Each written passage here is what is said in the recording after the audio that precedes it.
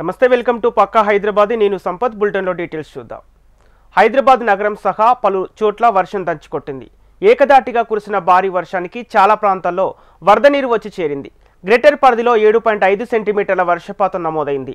లోతట్టు ప్రాంతాలు జలమయమయ్యాయి. ఇక రోడ్లన్నీ చెరువులను తలపించాయి. కొన్ని రోడ్లు నాలాలను తలపిస్తున్నాయి. మరికొన్ని రోడ్లు స్విమ్మింగ్ పూల్స్ తలపిస్తున్నాయి. ఐటీ కారిడార్ సహా పలు చోట్ల జనం ట్రాఫిక్ జామ్తో నరకయాతన పడ్డారు. కిలోమీటర్ల మేర వాహనాలు నిలిచిపోయాయి.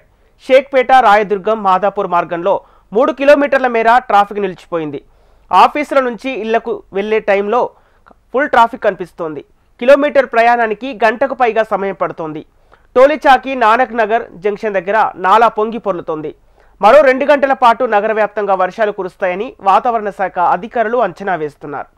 ప్రజలు అత్యవసరమైతే తప్ప బయటకు రావద్దంటూ హైడ్రా, జీహెచ్ఎంసీ అధికారులు హెచ్చరికలు జారీ చేశారు.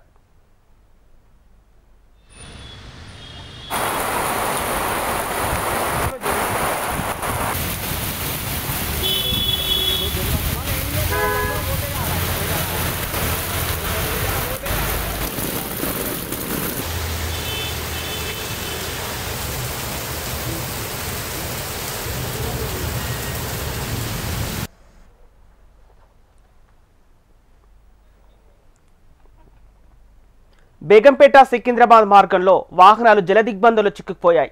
ప్యాట్నీ సెంటర్ పరిసరాల్లో వరద రోడ్లపైకి రావడంతో వాహనదారులు, దుకాణదారులు బెంబెలెత్తిపోయారు. ఒక్కసారిగా వరద ముంచుకు రావడంతో రోడ్లన్నీ చెరువుల్ని తలపించాయి. బేగంపేట, ప్యాట్నీ నాలా పరివాహక ప్రాంతం పూర్తిగా జలదిగ్బంధంలో చిక్కుకుపోయింది. సమాచారం అందుకున్న హైడ్రా కమిషనర్ రంగనాథ్ స్వయంగా సహాయక చర్యలో పాల్గొన్నారు. ఎన్డీఆర్ఎఫ్ సిబ్బంది బోట్ల సహాయంతో చర్యలు చేపట్టారు. వరదల్లో మోటార్ సైకిల్ కొట్టుకుపోతుంటే వాటిని కాపాడుకునే ప్రయత్నం చేశారు. వరద నీటిలో చిక్కుకుపోయిన వారిని ఎయిర్పోర్ట్ల సాయంతో ప్రమాదం నుంచి తప్పించారు. ఎడతెరిపి లేని భారీ వర్షంతో ఊహించని విధంగా వరద నీరు ముంచుకు రావడంతో వాహన చోదకులు భయాందోళనకు గురయ్యారు. మురికి నీరు, వరద నీరు సాఫీగా సాగాల్సిన నాలా ప్రాంతం కబ్జాకు గురవడంతో వరద నీరు ముంచుకొచ్చిందని అక్కడి పరిస్థితులను ప్రజలు హెచ్చరించాయి.